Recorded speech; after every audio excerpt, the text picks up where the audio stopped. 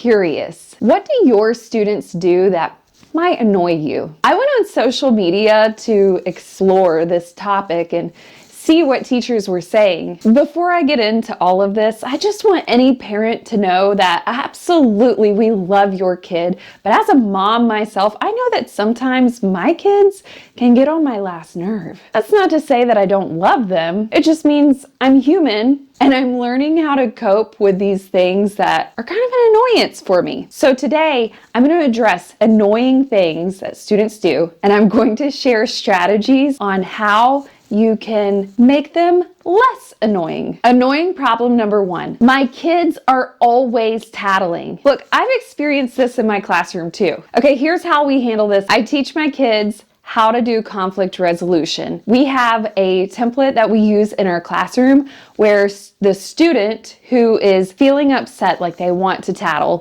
we'll call him the tattler. The tattler takes the person to the peace place and says, I'm feeling blank because you blank. Students need to know that sometimes people have feelings, and even though they didn't do anything wrong, they still may offend someone, and it's okay. It's just the other person and how they receive it, and it doesn't mean that they are in trouble. Overall, though, I feel like this prevents 80% of tattling in my classroom. Okay, here was one that was interesting that I saw. It said, my kids cannot do matching and they're just drawing all over the paper and I can't figure it out. Oh my gosh, that's so frustrating, especially when you're already pressed for time and you have to grade papers. Here's a really simple solution. Just have your kids use a different color for each line. Another solution is you can use a ruler and help them match the ruler and draw a straight line. Not every kid is going to want to draw a straight line because they want to be creative, and that's a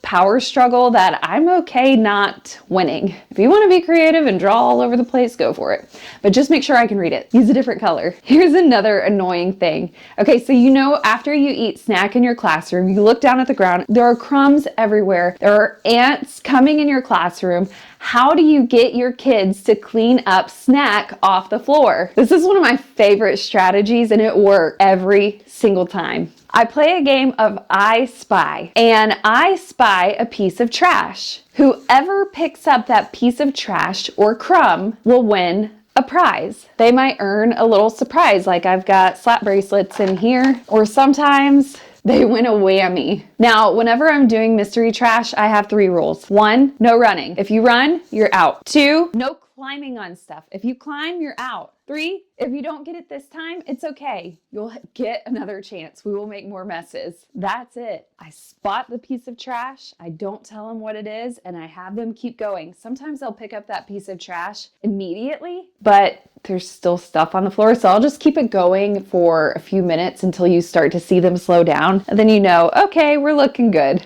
Number 4, my kids are always cutting in line. It's driving me crazy. For this, I have a human number line in my classroom. I just use masking tape and I tape out where students are supposed to stand. This gives them a visual representation of personal space, but it also gives them an assigned spot in the line. Now, you can mix this up. You can have kids alphabetize themselves by their first name, alphabetize by the last name. You can do it from tallest to shortest, shortest to tallest. You could do it by birthday, January to December. Most of the time, I have my students line up according to their class number. It just makes it fast, easy, and we know who is missing immediately and who they're supposed to stand behind. Help! I keep losing my voice. These kids won't stop talking and I have to talk all day long and I keep losing my voice. Hey, I hear ya. I've been there too. And some of the greatest lessons that I've learned as a teacher were those when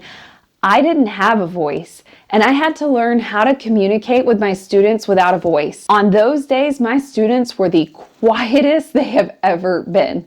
So here's what we did. I would write instructions on the interactive whiteboard and my students would see them visually. We used hand signals for quiet, restroom, water, and give me your attention. And then I would also pick students to share the information for me. So I became more of a facilitator and less of an instructor. By losing my voice, I gave my students a voice. Okay, this one's kind of funny. Help! My kids keep farting in class. What do I do? Okay, this one takes time and maybe some good air freshener, but what I recommend is do not give them attention for those things. Completely ignore them. And when they are doing something right, which they will, but when you catch them doing something right, that's when you're going to give them explicit attention. Oh my gosh, my students' desks are a disaster. Help. Visual representation is everything.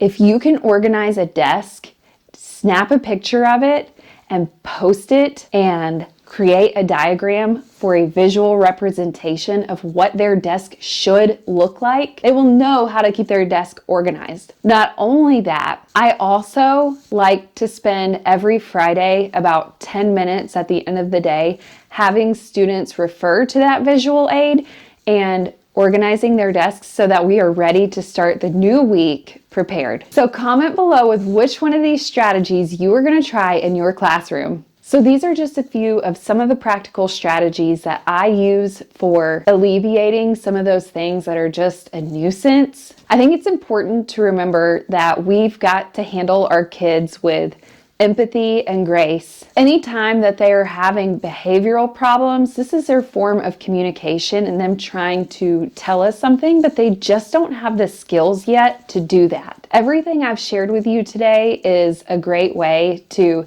help your students build those skills of communication and help motivate them by making something that's not so exciting and turning it into a game.